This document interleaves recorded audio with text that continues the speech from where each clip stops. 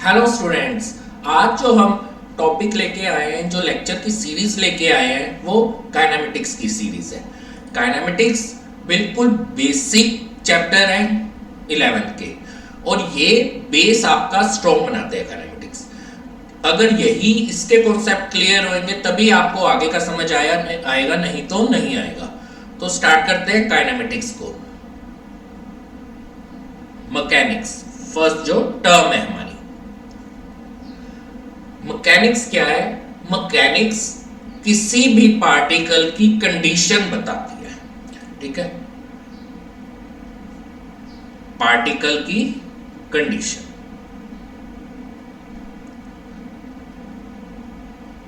कि particle rest में है या मोशन में है, मैकेनिक्स उसे कहते हैं। हम उसकी स्टडी करते हैं। उसकी स्टडी करना, किसी भी पार्टिकल की रेस्ट या मोशन में जो उसकी कंडीशन है उसको स्टडी करना मैकेनिक्स कहलाई जाती है। मैकेनिक्स को 3 पार्ट्स में हमने किया है। स्टैटिक्स,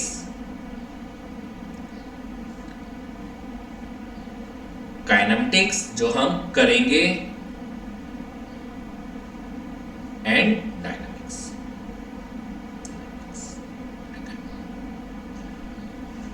कोई भी पार्टिकल अगर रेस्ट में है,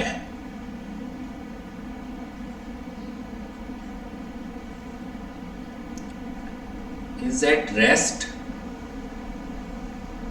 और इक्विलिब्रियम, तो वो स्टैटिक कहलाया जाता है। ठीक है, काइनेमेटिक्स में पार्टिकल जो है वो मेरा मोशन में होगा। ठीक है, अपनी जगह चेंज करेगा। डायनामिक्स में भी मोशन, पार्टिकल का मोशन होएगा, मूव करेगा। आप कहोगे सर फिर काइनेमेटिक्स और डायनामिक्स में फर्क क्या आ गया? भाई मोशन के रिगार्डिंग बात करूं तो कोई फर्क नहीं है, बट हम काइनेमेटिक्स में उसके मोशन का विदाउट नोइंग रीजन,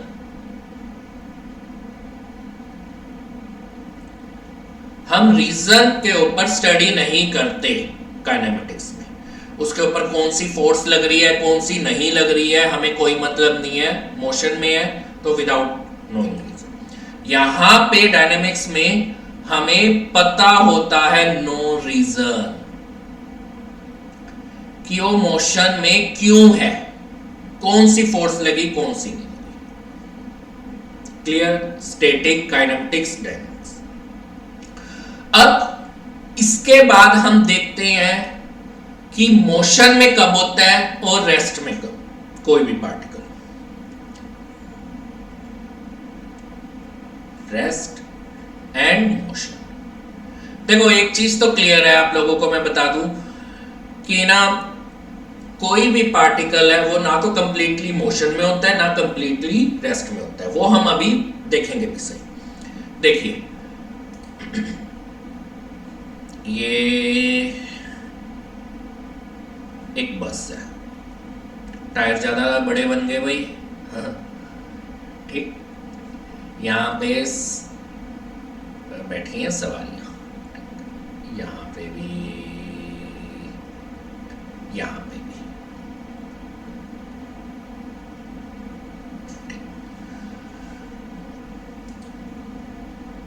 एक नंबर सवारी, 2 नंबर, 3 नंबर, 4 नंबर। ये जो सवारियां हैं, पैसेंजर जो हैं, ये आपस में एक दूसरे के लिए रेस्ट में है। यही होता है। मैं यहाँ अपने स्टूडियो में हूं, यहाँ पे कोई और पर्सन बैठा है तो उसके लिए मैं रेस्ट पे हूं। अब बात करते हैं, एक बंदा बाहर बैठा है। ठीक, इसके हाथ भी बना देते हैं। ठीक, इस पर्सन, ये हो गया मेरा 5, P5 हो गया। P5 के लिए P1, P2, P3, P4 ये सारे मेरे मोशन में है। P5 के लिए, ठीक है। और P1 वाला जब बाहर देखेगा तो भी उसे ऐसे लगेगा कि वो मोशन में है। ठीक, ये सारी चीजें ऐसा क्यों हो रही है? देखिए, कोई भी चीज रेस्ट या मोशन पे होती है ना, वो जब तक कोई उसका रेफरेंस पॉइंट नहीं है उसके अकॉर्डिंग ही मोशन में होती है, अदरवाइज मीनिंगलेस है, रेस्ट या मोशन कुछ होता ही नहीं है।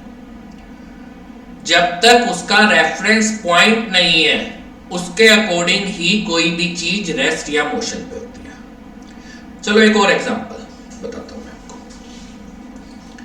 मैं यहाँ अपने स्टूडियो में बैठा हूं, आप लोगों के लिए वीडियो रिकॉर्ड कर रहा हूं, अच्छी सी चेयर पे बैठा हूं, मस्त बैठा हूं।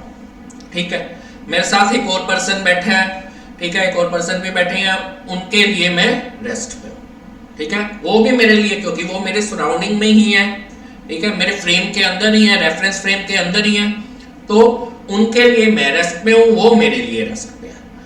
अब कोई मंगल ग्रह पे एक बंदा बैठा है, मंगल ग्रह पे एक बंदा बैठा है, उसने दूरबीन लगाई और दूरबीन से मेरे को देखा, वो साहिल सर रहे, मेरे स्टूडियो में देखा, उसके लिए मैं मोशन में हूं। क्यों? क्योंकि अर्थ तो रिवॉल्व हो रही है, ठीक है, तो उसके लिए मैं मोशन में। तो इस बात से क्या पता चला कि रेफरेंस पॉइंट के बिना रेस्ट एंड मोशन मीनिंगलेस। पहली बात तो ये मुझे पता चल गई, ठीक है।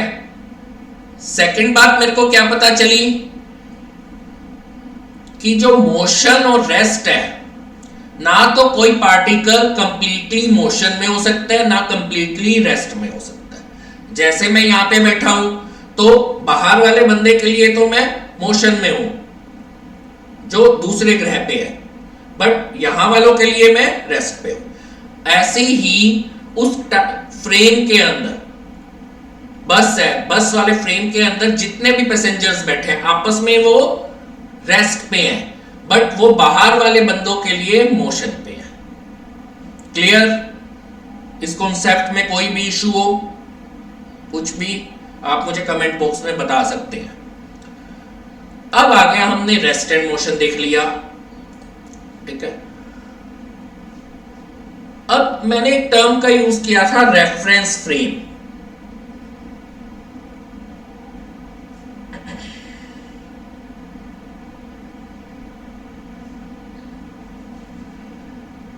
कोई पर्सन किस ऑब्जेक्ट को कहां से देख रहा है और क्या उनका फ्रेम है, अगर उस फ्रेम के अंदर कोई चीज आ रही है तो हम उसी के अकॉर्डिंग बात करते हैं। जैसे मैं स्टूडियो में बैठा हूं, मेरे साथ एक और पर्सन भी बैठा है, तो हम एक ही फ्रेम के अंदर हैं, दोनों का रेफरेंस फ्रेम सेम है, तो हम रेस्ट में होंगे या मोशन में होंगे तो कंप्लीटली एग्री।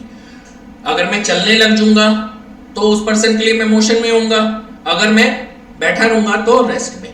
जब कोई पर्सन मेरे इस फ्रेम से निकल के दूसरे फ्रेम में है, ठीक है, वो उसके अकॉर्डिंग मैं रेस्ट में भी हो सकता हूं, मोशन में भी हो सकता हूं, वो उसके अकॉर्डिंग बात करते हैं, वो जिस फ्रेम में है। क्लियर? छोटा सा पॉइंट।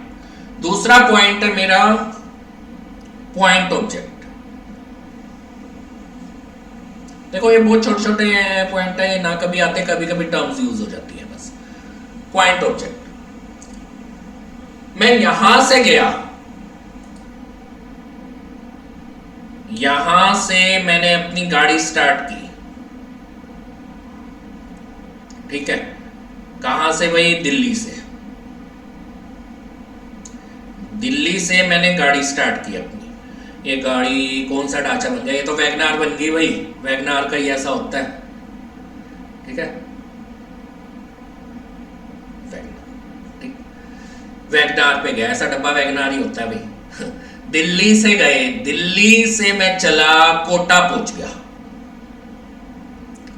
कोटा पहुंचा, कोटा में मैं स्टूडियो में बैठ गया भाई, एक स्टूडियो में वही लेक्चर लेना था, मैंने वहां पे लेक्चर 450 किलोमीटर चला। क्या इस 450 किलोमीटर चलने पे अपनी गाड़ी पे, ठीक है, मैंने क्या गाड़ी की लेंथ भी इंक्लूड की? नहीं की ना, क्योंकि मैं इतना डिस्टेंस बहुत ज्यादा डिस्टेंस कवर कर गया कि मैंने इसको नेग्लेक्ट कर दिया, नेग्लिजिबल है। तो उस पॉइंट को, जो पार्टिकल है, उसको जब वो बहुत ज्यादा डिस्टेंस कवर करता है कि वो अपनी लेंथ नेग्लेक्ट कर सके, नेग्लिजिबल कर सके, वो पॉइंट ऑब्जेक्ट उस स्टेज पे कहलाया जाता है। क्लियर? रेफरेंस फ्रेम और पॉइंट ऑब्जेक्ट दोनों अलग अलग चीजें। रेफरेंस फ्रेम, रेफरेंस के बिना कोई भी चीज हुआ है। फ्रेम क्या होएगा? किस फ्रेम से, किस रेफरेंस फ्रेम से वो एक दूसरे को ऑब्जर्व कर रहे हैं। ऑब्जर्वर बहुत जरूरी है, रेस्ट एंड मोशन में नहीं तो कोई भी मतलब नहीं है। और किस रेफरेंस फ्रेम से ऑब्जर्वर हमें कवर करेगा। क्लियर? सारा खेल यहां पे ऑब्जर्वर का है। भाई स्पेलिंग देख लेना, मैं इंग्लिश का मास्टर नहीं हूं तो स्पेलिंग मेरी अप डाउन होती रहती है, ठीक है। रेफरेंस फ्रेम से हमें पता चलता है। क्लियर? अब हम आगे भाई नेक्स्ट पॉइंट, काइनेमेटिक्स हमने पढ़ना है, ठीक। अब इसके अंदर क्या है? Motion 1D, motion 2D and motion 3D। तीन तरह के मोशन हम करते हैं। मोशन 1D क्या है? जब एक पार्टिकल एक ही एक्सिस पे वर्क करे, हमें पता है कि 3 टाइप्स की एक्सिस होती हैं, एक्स, वाई, एक जेड एक्सिस में यहां ले लेता हूं जेड। 3 टाइप की एक्सिस है। जब एक ही एक्सिस पे वर्क कर रहा है, ये नहीं कि एक्स एक्सिस पे ही चलेगी, ये नहीं कि वाई एक्सिस पे, ये नहीं कि जेड एक्सिस पे, सिंगल एक्सिस का ही यूज करे मोशन।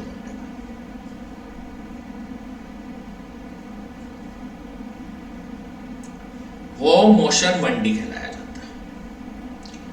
मोशन 2D एग्जांपल ले लिया, स्ट्रेट लाइन में मैं यहां से चला, ठीक है, अपने घर पे चला, घर से, ये मेरा घर है भाई, घर से चला, ये गली है, ये गली का कोना आ गया, ठीक। जब तक मैं स्ट्रेट लाइन में जा रहा हूं वो मोशन इन 1D हो गया। या ट्रेन है, ट्रेन सीधी जा रही है, पटरी पे चल रही है ना सीधी, वो 1D हो गया। जब मूव करे ट्रेन, पटरी घूमती है, पटरी भी तो ये थोड़ी ना सीधी चलती जाती है, वो भी कट लेती है, घूमती है। जब मूव करे वो मेरा 2D बन जाएगा, ये वाला सारा 2D में आ गया, अब 2D हो गया ये, ठीक। इसे रब कर देता हूं कहीं वो करते टाइम ना कंफ्यूजन ना हो, रिवाइज करते टाइम। ये मेरा 2D हो गया। क्लियर है? 3D क्या होता है? जहां पे तीनों एक्सिस यूज हो। ये मेरा डबल एक्सिस यूज होगा। 3D क्या होएगा अभी? तीनों एक्सिस मेरे यूज हो। जैसे काइट होगी, भाई पतंग उड़ाते हैं ना उस पे, सकरात पे, ठीक है, तो काइट होगी, काइट 3D में आ गई। प्लेन हो गया 3D में आ गया, वो 3D हो गया। क्लियर? 2D क्या हो गया? जब दो एक्सिस यूज होती हैं, जहां पे भी हमने कट लिया दो एक्सिस एक्स वाई या वाई जेड या जेड एक्स, दो एक्सिस यूज की, वो मेरा 2D हो गया। 1D क्या हो गया? सिंगल एक्सिस यूज हो गया, वो मेरा 1D हो गया। क्लियर? इस चैप्टर के अंदर हम 1D पे बात करेंगे, मोशन।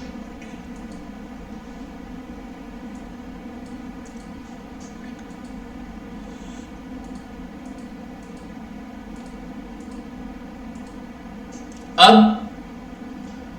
बात करते हैं डिस्टेंस एंड डिस्प्लेसमेंट की। आप लोगों ने 9th में भी पढ़ा होगा, 6th में भी आई थिंक आता है, आईसीएसई बोर्ड में तो आता है भाई। डिस्टेंस क्या होता है? Total path length.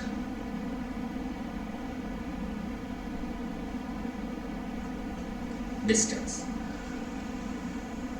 डिस्प्लेसमेंट क्या होती है?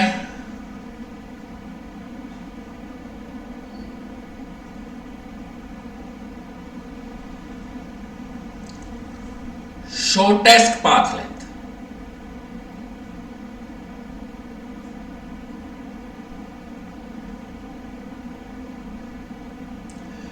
डिस्टेंस को हम x से, सिंबल इसका x डिनोट करते हैं, एंड डिस्प्लेसमेंट को s से। ठीक है, अब बात करते हैं अभी डिटेल में, एग्जांपल लेते हैं।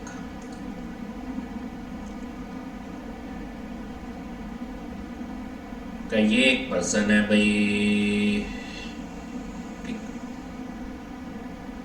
ये चला, पीजी में रहता है बेचारा, कोटा में है ना, 90% पीजी में ही रहते हैं बेचारे, खाने को मिलता नहीं ढंग का, खाना ढंग का बना नहीं होता।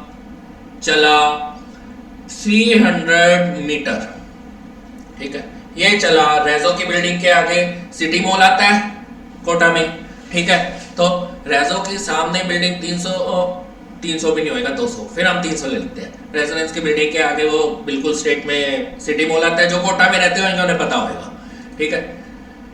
वहां पे इसने मैकडी में गया, भूख लगी थी और इसने 100 रुपीज वाला मील ऑर्डर किया, क्योंकि पैसे भी तो बचाने हैं, कल भी तो फिर खाना है, ठीक है। 100 रुपीज वाला मील ऑर्डर किया 300 मीटर में, ये करा, ठीक है।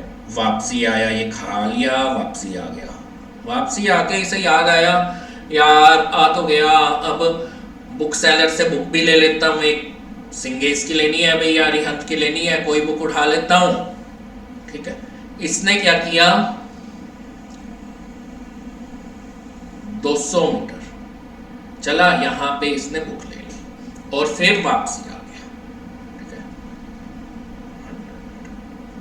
क्लियर। अब वापसी आया, पीजी में गेट खोलने लगा पीजी का, तो इसे याद आया, यार अब बाहर तो निकला हुआ हूं इतनी धूप में, ठीक है, अब वहां से स्टडी मटेरियल भी ले आता हूं कोचिंग सेंटर से। ये अपने कोचिंग सेंटर गया, ठीक है, 100 मीटर कोचिंग सेंटर गया, ठीक, सीसी लिख देता हूं। डिस्टेंस इसने कितना कवर किया, ठीक, डिस्टेंस इसने कवर किया 300 यहां तक 600 हो गया, प्लस 100, 700 मीटर इसने डिस्टेंस कवर किया, क्लियर। एक और बात, डिस्टेंस ऑलवेज पॉजिटिव, हमेशा पॉजिटिव ही होगा, नेगेटिव नहीं हो सकता। जीरो भी किस कंडीशन में होता है, जब हमारा पार्टिकल रेस्ट में है, अगर वो मूव हो रहा है, मोशन में आ गया, तो कुछ ना कुछ डिस्टेंस कवर करेगा, तो डिस्टेंस हमेशा पॉजिटिव ही होगा। बस जीरो उस कंडीशन में होता है जब हमारा पार्टिकल रेस्ट पे है, क्लियर। डिस्प्लेसमेंट की बात आई, यहां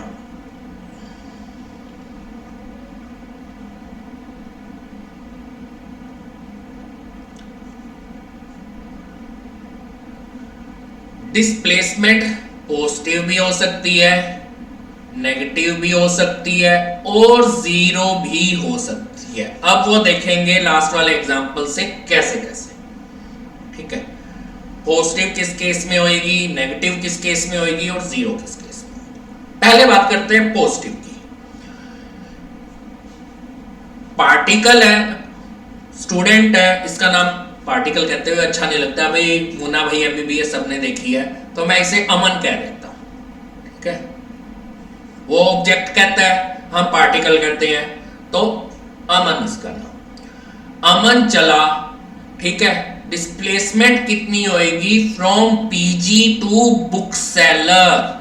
फर्स्ट मैंने कर दिया from PG to book seller,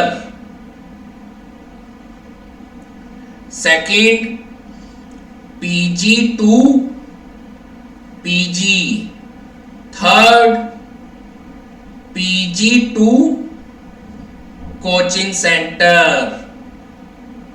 कितनी कितनी डिस्प्लेसमेंट होगी वो निकाल रहे हैं।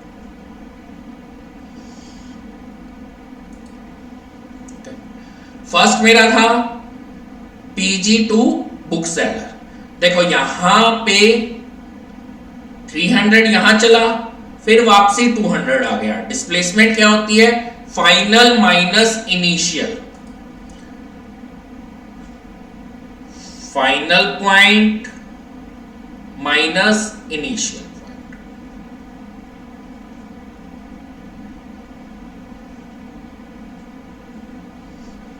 यहां से चला, ये 100 बच गया। शॉर्टेस्ट डिस्टेंस तो यही हो गया ना,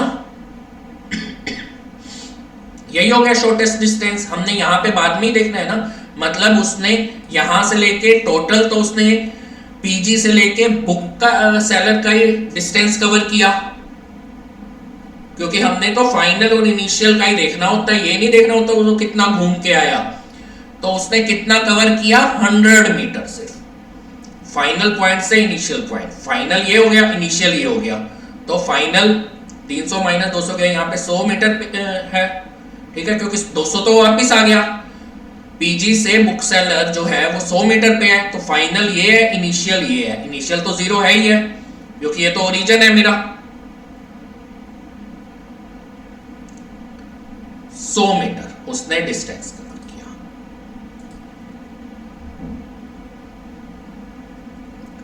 दूसरे पॉइंट पे आए भैया, पीजी टू पीजी। पीजी से चला चला मैकडी पे उसने खाया पिया, फिर उसके बाद अपना वापस आ गया, फिर से पीजी पे। पीजी टू पीजी ओरिजिन ही फाइनल है पॉइंट है और ओरिजिन ही इनिशियल पॉइंट है, तो इसका क्या आ गया? 0।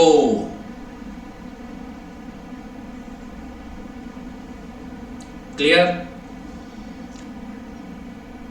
थर्ड में पीजी टू सेंटर, ये पीजी है और यहां सेंटर तक। देखो ये चला चला चला चला चला चला चला यहां तक, ओरिजिन से ओरिजिन पे आ गया 0। अब हमें एक चीज पता है,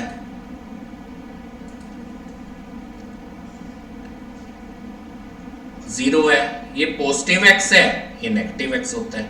यहां तक तो पीजी तक तो 0 हो गया, फिर इधर जा रहा है तो नेगेटिव होएगा, तो क्या हो जाएगा? -100।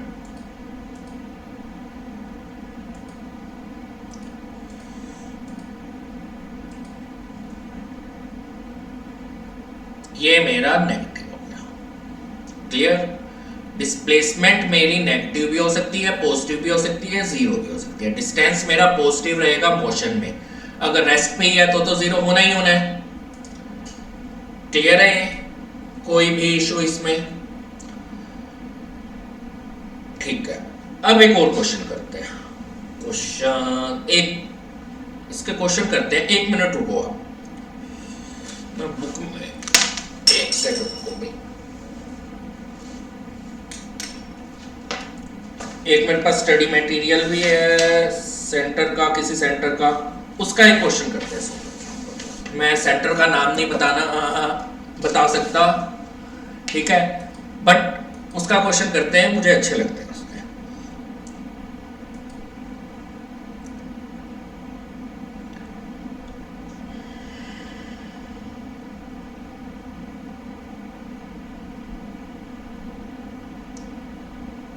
ये भाई ठीक है, ये ए, ये बी। बस 1 मिनट।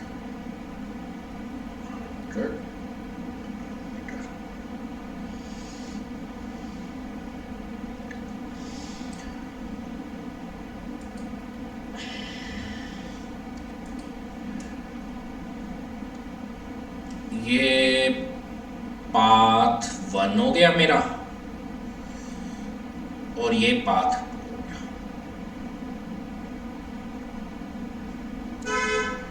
ठीक है, दो फ्रेंड्स हैं राम और श्याम। एक सेकंड होल्ड रखना भाई, वाइफ का भी फोन आ रहा है, नहीं उठाया तो मारेगी। हेलो, हाँ हाँ, क्लास में हूँ, बताओ तो नहीं करता हूँ, एक बार क्लास में हूँ, वो करके पोज कर रखे, ठीक है।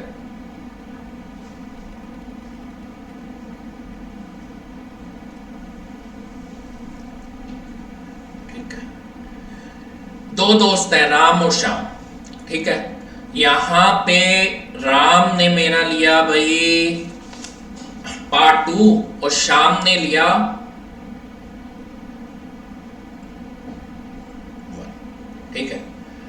फर्स्ट क्वेश्चन, डिस्टेंस बताओ भाई, पाथ 2 पे राम ने कितना डिस्टेंस कवर किया भाई, कितना डिस्टेंस कवर किया ए से B, A to B. Ram और श्याम ने कितना डिस्टेंस कवर किया? श्याम ने किया भाई 100 मीटर और राम ने किया, हमें पता है सेमी सर्कल है, 2 पाई आर होता है एक सर्कल का वो, ठीक है, तो पाई आर हो जाएगा पूरा, तो ये 100 है, ठीक है। आर की वैल्यू यहां से 50 मीटर निकलेगी, तो क्या हो जाएगा राम का 50 पाई। ये डिस्टेंस कवर किया ए टू बी का, क्लियर। ए टू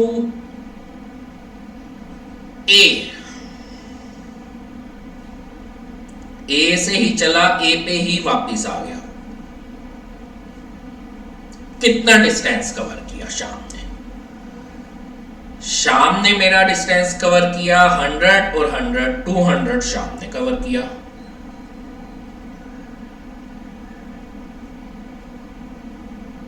डिस्टेंस की बात कर रहा हूं मैं। और राम ने कितना कवर किया भाई? वही 50 पाई प्लस 50 पाई।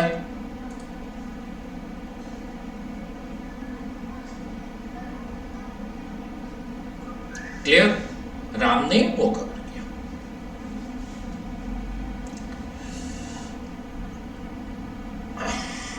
अब एक और इसी में ही क्वेश्चन बनाते हैं, अभी डिस्प्लेसमेंट भी कर लेते हैं, ठीक है।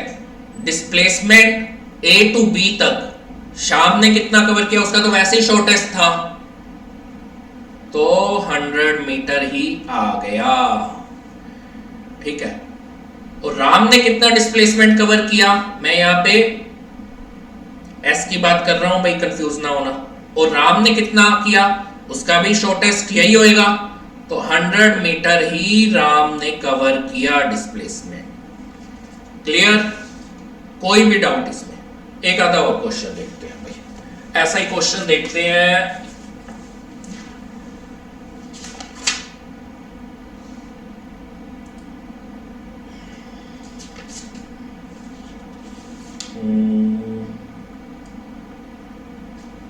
अच्छा, ये क्वेश्चन अच्छा है। मैं क्वेश्चन किस में से करवा रहा हूं? एनसीईआरटी फिंगर टिप्स में से। कुछ एक क्वेश्चन हम इसमें से करेंगे, कुछ एक क्वेश्चन हम डीसी पांडे में से करेंगे, ठीक है। आई थिंक नीट के लिए फिंगर टिप्स और डीसी पांडे सर की आती है नीट की, सफिशिएंट है, ऑब्जेक्टिव, ठीक है। आप फिंगर टिप्स भी करोगे तो भी अच्छा स्कोर करोगे नीट लेवल पे। मैं जेई की बात नहीं कर रहा, जेई के लिए भी मैं डीसी पांडे एडवांस की जो जेई की होती है वो कवर अप करेंगे हम, ठीक है। उसमें से कुछ क्वेश्चंस करवाऊंगा जो मुझे लगेगा कि हाँ भाई वो करवाने बेनिफिशियल है, लॉजिकल अच्छे क्वेश्चंस हैं, ठीक। एक आदमी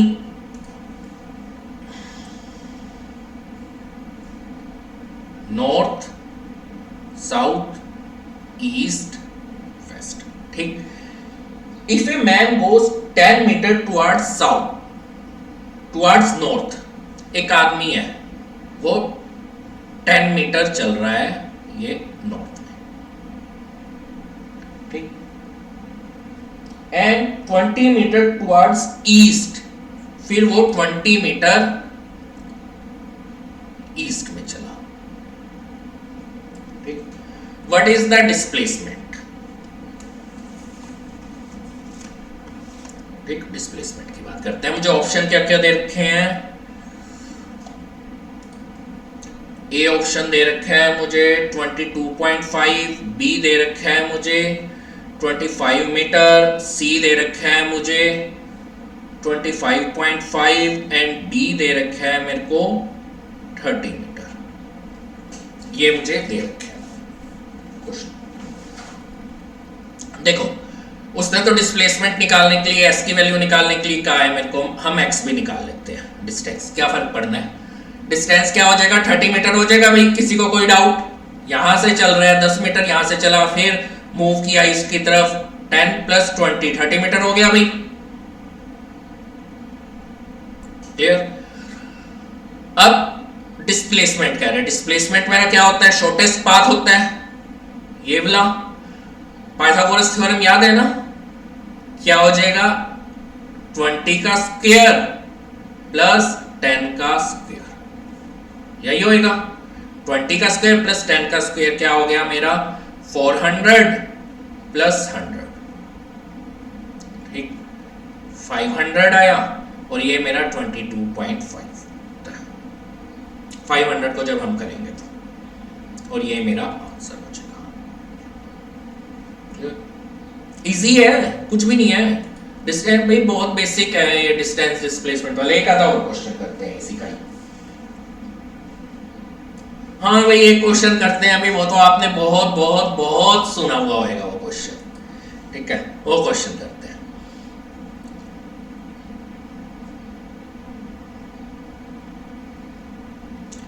ये भाई अनुज है, ठीक है, पार्टी पे गया ये अनुज और इसने ड्रिंक कर ली। वही वाला क्वेश्चन है अपना ड्रंक मैन वाला, ठीक है। रात को पार्टी पे गया भाई, दोस्तों ने धक्के से पिला दी कि अब तो तू भाई डॉक्टर बन ही गया, जो तू कोटा में आ गया। कोटा में आए बिना ना तो कोई डॉक्टर बनता, कोटा में जो आ जाता है वो डॉक्टर तो पक्का बन ही गया। तू आधा डॉक्टर तो बन गया, आधा और बनना है तूने, तू तो कोटा में आ गया। तो उसने को धक्के से दोस्तों ने ड्रिंक करा दी। अब ड्रिंक तो करा दी उसने, फर्स्ट टाइम बेचारे ने पी, ठीक है। अब उसे वापस अपने पीजी भी जाने, तो क्या सिचुएशन है, क्वेश्चन पढ़ता हूं मैं। A drunk is walking along a straight road. 1D का क्वेश्चन आ गया भाई, straight road. He takes 5 steps forward, 1 2 3 4 5। 5 step forward ले रखे हैं एंड 3 स्टेप बैकवर्ड। 5 स्टेप आगे लेता है तो 3 स्टेप वो पीछे लेता है, क्योंकि ड्रिंक कर रखी है बेचारे ने, पता नहीं चल रहा। 1 2 3। Each step is 1 meter long and takes 1 second। एक स्टेप लेने में, एक step is equal to 1 metre का और 1 सेकेंड उसे लगते हैं। Clear? There is a pit on the road 11 meter away from the starting point। अब 11 मीटर के बाद एक खड्डा है, सीवर खुला हुआ है, अभी काम चल रहा है, आप सबको पता है। हम एलन की बिल्डिंग के आगे जाते हैं तो सारा काम ही चल रहा है, कंस्ट्रक्शन का काम, ठीक है ना। तो 11 मीटर पे एक खड्डा है, बहुत बड़ा। ये खड्डा बना भी हुआ है भाई, देख लो, ये खड्डा बना हुआ है, ठीक है, ये खड्डा बना हुआ है, खड्डा है। Away from the starting, the drunken man will fall in the pit after, कितने टाइम बाद वो गिर जाएगा, ठीक। इसके ऑप्शन दे रखे हैं मेरे को, ए दे रखा है मेरे को 21 सेकेंड पे, बी दे रखा है मेरे को 29 सेकेंड पे, सी दे रखा है मेरे को 31 सेकेंड पे एंड डी दे रखा है मेरे को 37 सेकेंड पे। क्लियर? अब देखते हैं एक स्टेप लेता है तो एक्चुअल में वो कितने मीटर चल रहा है, 2 मीटर चल रहा है,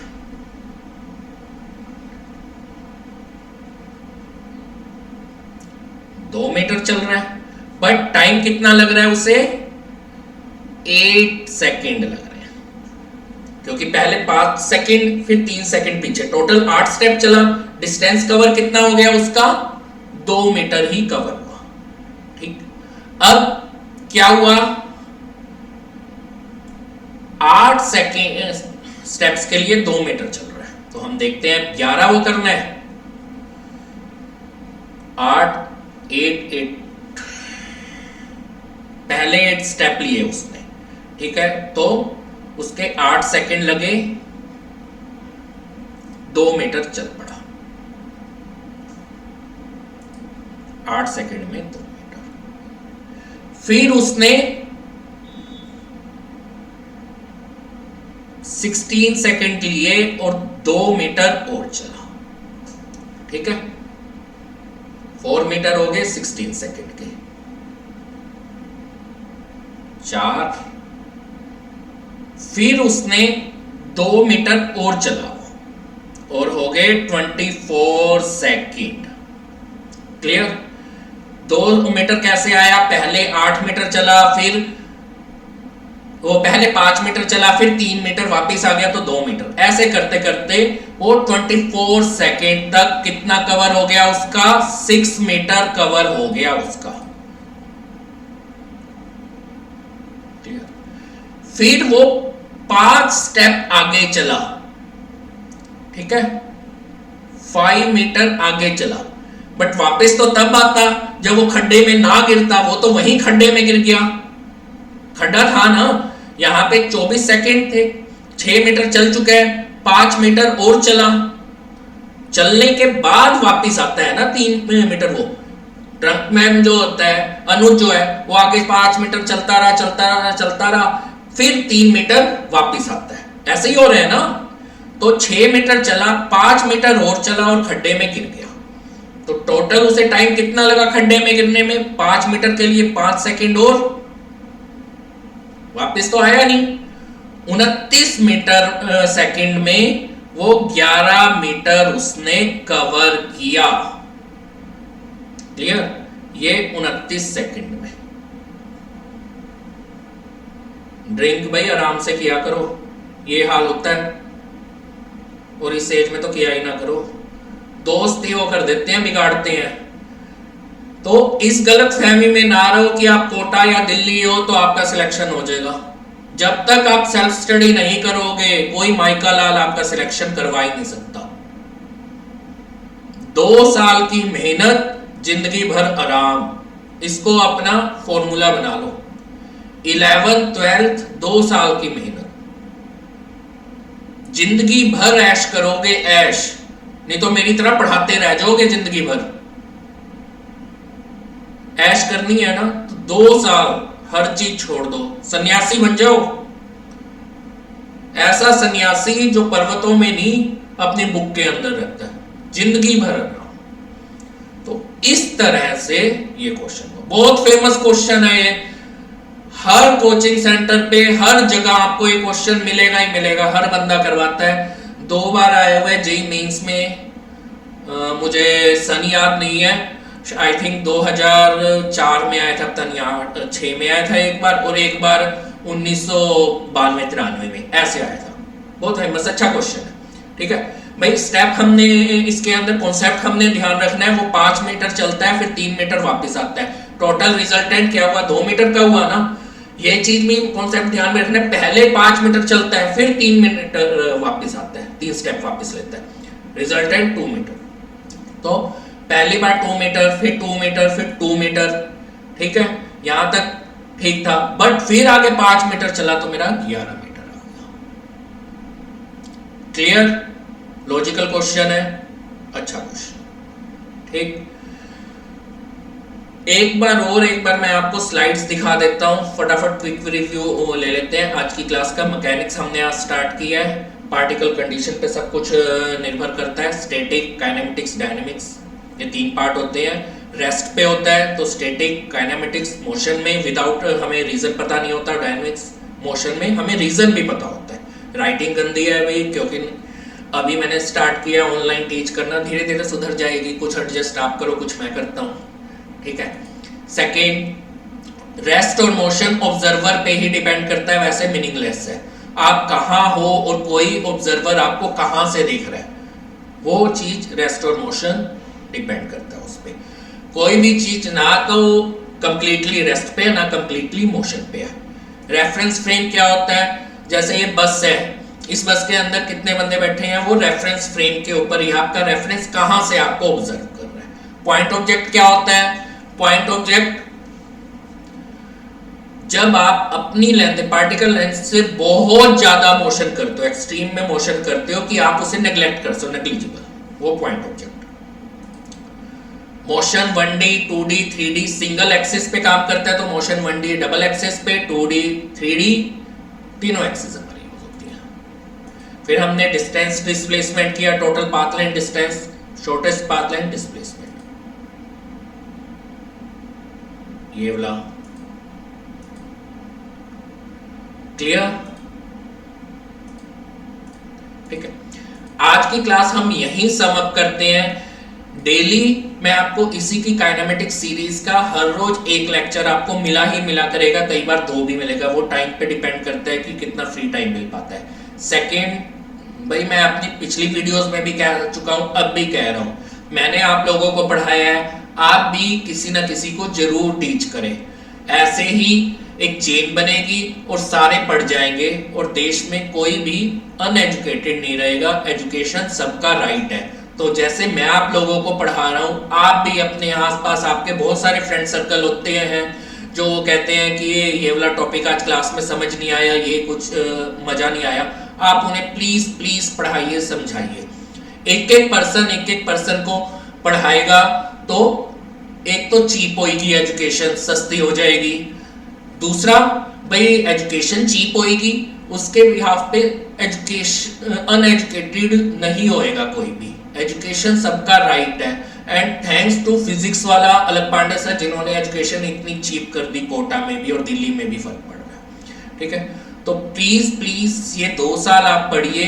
अगर किसी को उस लेक्चर में कोई भी इशू है तो आप कमेंट बॉक्स में जरूर जरूर जरूर बताएं, ठीक है। मैं उसे रिजॉल्व करूंगा, हमारी टीम रिजॉल्व करेगी। अगर कुछ और डाउट्स हैं, कोई क्वेश्चन में डाउट है, या आप चाहते हो सर ये वाला टॉपिक आप पहले करा दो, वो भी आप कमेंट बॉक्स में बताएं, मैं उस पर भी वर्क करूंगा। आज के लिए इतना ही। Thanks for watching. कल फिर मिलेंगे न्यू वीडियो के साथ। Thank you.